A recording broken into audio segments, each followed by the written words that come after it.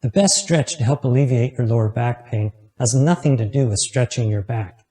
As a matter of fact, we're going to be stretching the front side of our body. Hey everyone, Brian Meadows from CorrectMechanics.com. Today we're going to talk about lower back pain and a stretch that can help alleviate that. However, we're not going to stretch the back. We're actually going to stretch the front of our body. To be precise, we're going to be doing our hip flexors.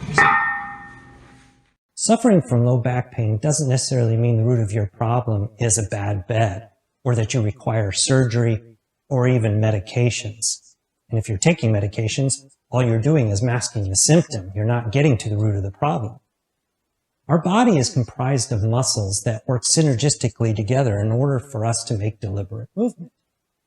When we shorten one muscle through contraction, that means the opposing muscle has to lengthen, even when we passively do something like sitting down. And that's what this stretch is really going to help you. When we are in a seated position, our hip flexors are in a shortened position. When we stand, the torso to upper thigh angle is usually around 180 degrees. It's straight up and down. When we sit, that angle is closer to 90 degrees. While we are not intentionally contracting the hip flexor muscle, it is still shortened in our gluteus or buttocks muscles, lengthen, allowing us to be seated in a chair. Certainly, there are other stabilizer muscles that come into play while seated, but these are the primary muscles and work to allow us to be in a seated position. If you are spending most of your day in a seated position, you are keeping your hip flexors contracted, which make them become tight and overactive. This overactiveness is a large contributor of lower back pain. It can even be a major contributor to an anterior pelvic tilt, where the angle of the pelvis from back to front is angling downward towards the floor because your hips are getting less accustomed to lengthening, which pulls the pelvic region anteriorly downward. Most everyone, if not everyone, will benefit from stretching their hip flexor complex. Muscles that everyone will benefit from stretching are our hip flexors. These are muscles that are grouped on the front of our legs, attached to our hip, and allow us to bring our knee up closer to our hip. And that's called hip flexion, where we're closing the angle between our upper thigh and our upper torso. This tends to happen passively as we sit all day at a desk or at home on TV, or maybe you're just playing video games. Majority of everyone spending their time sitting down these days. So these muscles, even though we're passively doing this, tend to be in a shortened angle. And even if you're not intentionally do this, there's no resistance, you are still contracting these muscles. So think about that. Being able to go into that position is how muscles work. These contract, and the ones on the back side of the leg, mainly your glutes, will lengthen and relax to be the opposite action of what's happening in the front. So because we're spending all this time in this position, a seated position, these muscles definitely can benefit from some stretching, and it is a great idea to do this at the end of the day. The muscles that we're concentrating here in the green is the pectineus muscle. In the orange is our sartorius. We have rectus femoris in the blue area, which is right over the top in the middle. That's the one that most everyone is familiar with. And then in purple over on the side of the close to the hip is called the tensor fasciae latae. Two more muscles we need to talk about is the psoas, which is right in blue. It's that big yellow section. Really cool muscle. That muscle is actually attached to your spinal processes. So that's attached to the last couple of segments of your thoracic, and then down your lumbar area of your spine, and then comes across up to the front to your femur. There's a connection point that it connects to. So you're going from your back to the front of your side of your femur. So it's pretty cool muscle. And that tends to be where a lot of the lower back pain comes from, because when we're in that tightened angle, we're actually drawing that lumbar region forward. So you end up sometimes a little excess lordosis, which is kind of a sway back. You have an excessive amount of curvature to your lumbar spine.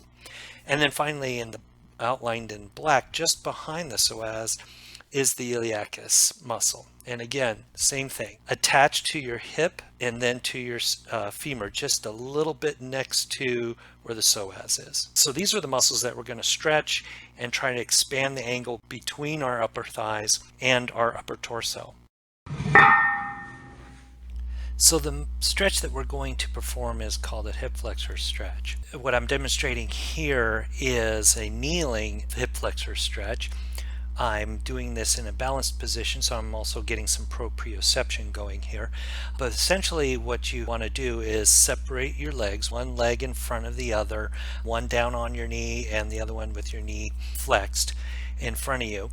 And you're really concentrating on that leg that's behind you where your knee is on the ground. You want to lean forward with your lower body, so just kind of angling over your ankle in the front there just a little bit, and then leaning back with your upper body. So that's going to put, in this case, I'm showing a right leg of my hip flexor. It's going to really kind of put it in a bowed situation. So we're opening up the angle more than 180 degrees. Now you don't want to, you want to do it just to a point where you start to feel stretch. If this is even going to this angle that I'm demonstrating here is too much strain or pain, you want to back that off. So we want to slowly lengthen this and get our body used to it. So you may have to just start off in a position where you're just without leaning backwards with your upper torso and just gradually build up that stretch. But you want to do this every day at the end of the day, especially a long day of sitting. Most stretches need to be done in a static mode for about 30 seconds. Now, if you need some additional balance, you can do this alternatively by holding on to something that's very stable, like in this demonstration here. What you can do is then lift up your right hand, or at least the hand that's on the same side of the leg that you're stretching, or the hip flexors that you're stretching. And what that does is expands and lifts your upper torso a little bit more, so you're separating your hip complex, your upper torso, from your femur and your upper thigh. So by lifting your arm, you're kind of lifting that rib cage and stretching up a little bit more. You're pulling some of your stabilizer muscles up with you. And if that's not enough, then you can do a little bit of a lean and twist over the opposite side of what your stretch is. And that lean pulls that muscle a little bit further. And in some cases, you might do this to experience more of a stretch on the outside, where the sartorius, the TFL, if you're leaning out a little bit more over your opposite side.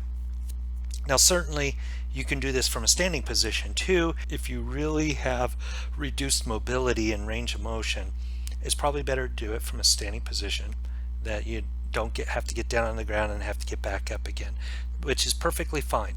Same concept here. One leg in front of the other. In this case, both feet are on the floor, no knees on the floor because you're standing. You can even hold on to the wall if you need some extra stability. Leaning forward just a little bit by bending your front leg, your knee just a bit, and then leaning backwards with your upper torso until you get that nice little bit of a stretch. Again, you'll want to hold this for 30 seconds, and then don't forget to do the opposite side.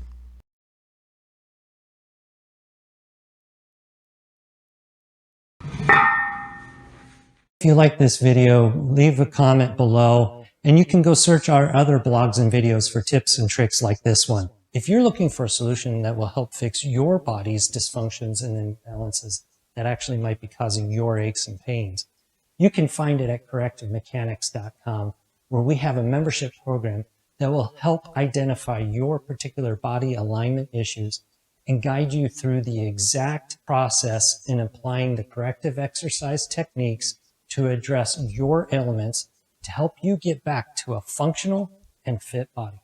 See you later.